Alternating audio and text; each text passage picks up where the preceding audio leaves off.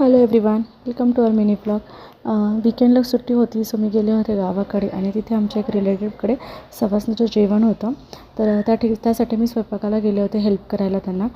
गावाकडे स्वयंपाक म्हणजे पुरणपोळीचा स्वयंपाक असले की साधारणतः 5 ते 6 किलो डाळ पुरणपोळीसाठी तर नक्कीच लागते. आणि ह्या पद्धतीने आम्ही सगळ्याजणी मिळून, माझ्या ज्या जावा आहेत, ज्या माझ्या सगळ्या सुना, जे काही आमचे रिलेटिव्स आहेत, आम्ही सगळ्याजणी मस्त गप्पा मारत एवढं सगळं पोळ्या लाटत होतो. काहीजणी भाजून घेत होता.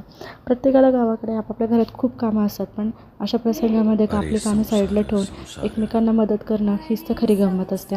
आणि हीच खऱ्या अर्थाने शिकण्यासाठी खूप मोठी गोष्ट असते गावाकडे. माझी आजी नेहमी म्हणायची, मुलगी कितीही शिकली, कितीही मोठ्या पोस्टवरती जॉब करत असली तरी तिला स्वयंपाक आलाच पाहिजे. आणि खरं सांगायचं तर चुलीवरती स्वयंपाक करायची माझी पहिलीच वेळ होती. पण सगळ्याजणी मला खूप छान समजून सांगत होत्या, मला काही टिप्स देत होत्या आणि त्यांच्याकडे बघूनच मी सगळं शिकत होते.